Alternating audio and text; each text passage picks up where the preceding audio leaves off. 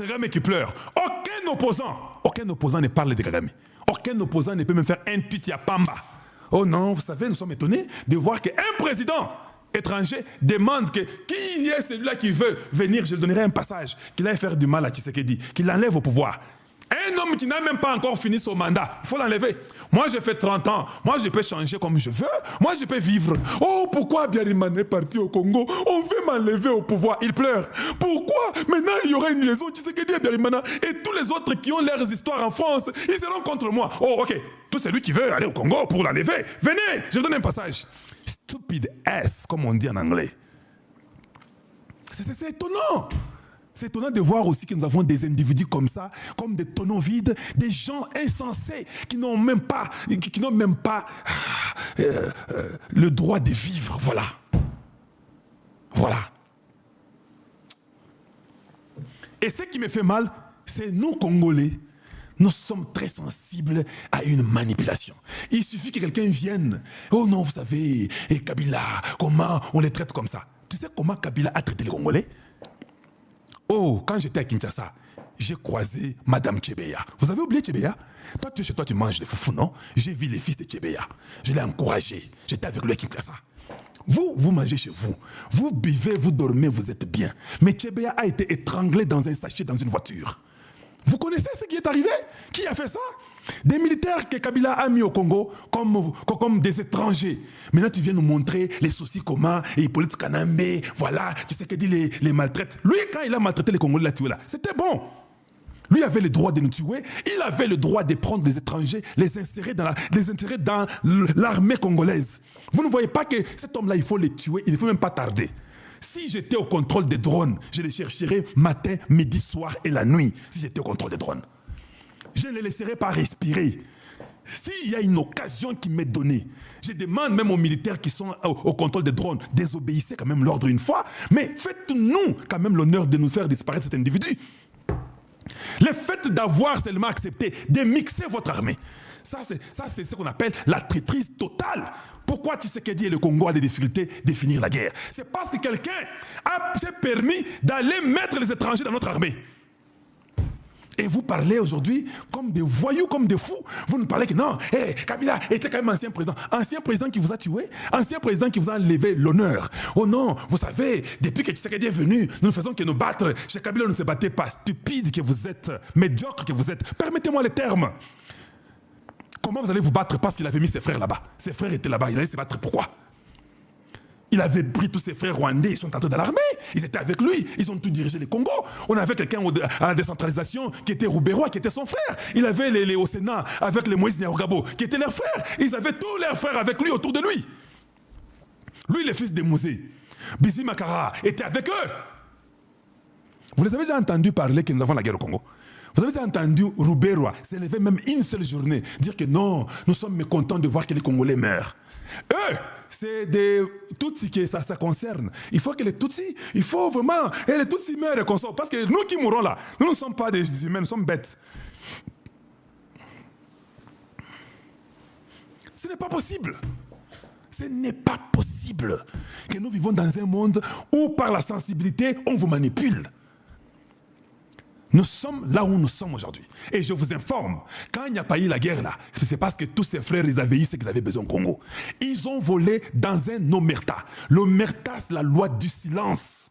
Tu voles en silence. Tu ne dénonces pas l'autre. Vous gardez le secret. C'est juste une société mystique, mafieuse qui est en train de vous piller et ils ne diront rien. Quand tu soulèves les doigts, on te tue. Et quand c'est toujours comme ça, des fausses communes.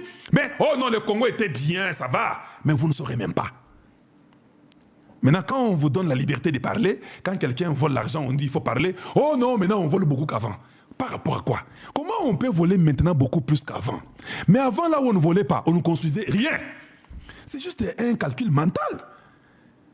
Si on volait beaucoup maintenant par rapport à avant, on allait construire avant beaucoup plus qu'aujourd'hui. Parce que si nous avons 10 milliards, ici maintenant on vole beaucoup. Il restera peut-être 1000 $. Donc on ne peut rien faire parce qu'on a volé tout. 1000 $, on fera quoi? Zéro. Ici, on avait 10 milliards. On ne volait pratiquement rien. Donc nous avons 10 milliards. Avec 10 milliards, on peut construire les routes et on peut faire les universités, les écoles, la gratuité, tout et tout. Mais qu'est-ce qui fait que ici, qu'on ne volait pas beaucoup, on n'a rien construit. Où est parti l'argent? Ce n'est pas que où est parti l'argent. On vous a dit qu'il y avait à peu près combien? Presque 20 milliards ou 14 milliards chaque année. Il y a un rapport qui a été sorti que le Congo perdait pratiquement presque 20 milliards chaque année. C'était allé où? Dans les poches des Rwandais et des Kabylistes. C'est cet argent-là qui fait la guerre jusqu'à aujourd'hui. L'argent-là qui est parti pendant 18 ans. C'est l'argent qui est en train de supporter la guerre. Il faut qu'on continue pour que cet argent termine. Et la guerre va terminer.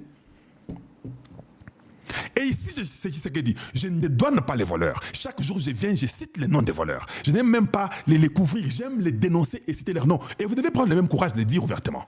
Mais ici, on dénonce. Mais en même temps, quand même, on voit quand même des petites routes, on voit quand même des aéroports, on voit quand même des universités, on voit quand même quelque chose. J'appelle petites universités, mais ce sont des grandes universités au standard international. Ce sont des vérités que les gens ne veulent pas vous dire et ils doivent vous le dire. Bien-aimés, une fois de plus, nous avons compris que Kagame a échoué. Il a échoué. À Mekinyon surtout, Yépé. Bon, tu vois, des fois, ces gens-là n'ont pas honte. Hein? N'ont pas honte. Qui veut venir m'aider pour enlever Tshisekedi? Enlevez-le vraiment. Mais pour votre information, il va continuer à pleurer et il va pleurer pour très longtemps. La constitution du Congo. Hey, tout ce bande au côté d'un mouvement, il y a campagne. Bon, nous sommes en train de faire la campagne indirecte. Le président était au Congo central, vous avez vu la foule. Il était au Ban, vous avez vu la foule. L'État Kinshasa, avec le Léopard, vous avez vu la foule. Donc, nous sommes en train c'est la pré-campagne.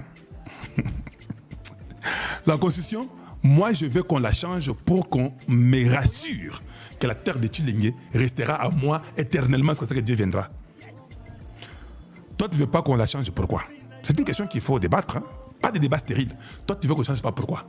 Donc tu veux que la terre du Congo parte aux Libanais, aux Indiens, aux Chinois qui viennent chez vous, qui vous fouettent dans vos mines et qui achètent vos terrains partout, à Kinshasa partout, et qui disent que vous devenez leurs locataires. Dites-moi un peu, qu'est-ce que vous supportez?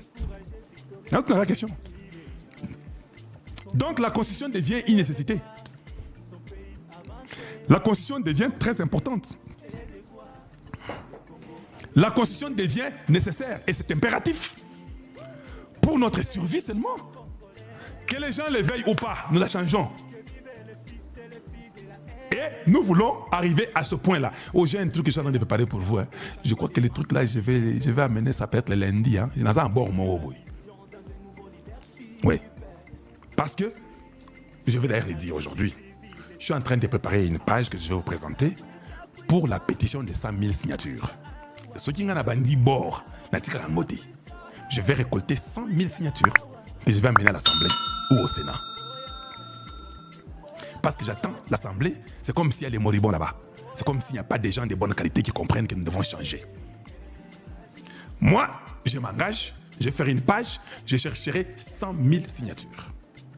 Toute personne de bonne volonté qui va vouloir nous rejoindre et aider-nous à avoir 100 000. Je sais que je les aurai. Et je prendrai les 100 000 bien dans une farde, très bien, j'amène à l'Assemblée, je vais déposer. Ils seront obligés de travailler là-dessus. Alors vous allez m'aider. Vous allez remplir avec moi ces formulaires-là rapidement. Il n'y aura même pas moyen de tricher. Je les fais honnêtement. C'est-à-dire que nous mettrons que quand tu mets ton nom, tu mets ta photo, tu mets ta carte de lecteur, tu ne peux plus revenir encore faire rigoler rater. Nous voulons les individus 100 000 qui vont signer pour que la Constitution soit modifiée. Hé, Tobandi, c'est la Constitution qui nous permet de faire ça. Et je vous amène ça la semaine prochaine. Et les gens vont signer, tu mets ta carte d'électeur, tu te prends la photo, tu mets là-bas, tu mets ton nom. Ce côté pas au côté sous deuxième fois. Je vais demander à d'autres personnes qui veulent aussi aller publier ça sur leur site. Faites-le. Nous voulons avoir 100 000 signatures. Et je vais initier ça. Peut-être ça fera honte aux députés et aux sénateurs et à tout le monde qui autour de Tshisekedi, ils auront honte pour dire que Kalonji n'a rien dans ces pays. C'est un Congolais seulement. Comment il est en mesure d'avoir 100 000 signatures? Il demande qu'on pousse tout sur la Constitution. C'est la honte qu'ils auront. Je vais mettre la pression sur eux parce que j'aurai 100 000 signatures. Je vous l'ai dit, j'aurai 100 000 signatures. Et des Congolais vont m'appuyer. Et nous allons prendre les noms des gens. On ne va pas prendre les dédoublés à l'Okota. On va prendre 100 000 personnes. Et nous irons à l'Assemblée déposer. Ben, comme c'est que non, vous savez, et nous sommes en train de réfléchir. Non, Autour du président, il y a beaucoup de bandits et beaucoup de voleurs. Ils aiment toujours manger l'argent du pays. Ils sont là et ils sont inutiles. Ils ne pensent pas au peuple. Ils ne pensent pas à tout ce que nous vous disons là. Lui a acheté ses maisons en Navapoto, il a ses maisons en Europe, en Amérique, il a ses maisons partout. Si ta terre à toi est achetée par un Libanais, il s'en fout. Il s'en fout qu'un Libanais prenne ta terre. Quand nous partons au Congo, même pour faire un petit travail, c'est de l'argent qu'il faut dépenser. Oh, on nous dit qu'il faut aller investir chez nous. Ah mais mon Dieu, je vous dis, c'est pas facile. Hein? Les gens de chez nous là sont des voleurs, permettez-moi les termes. Ils vont vous faire marcher comme pas possible. Mais en même temps, oh boya, boya na poto, boya qu'on investira. Quand nous venons, ils veulent nous sucer tout ce que nous avons.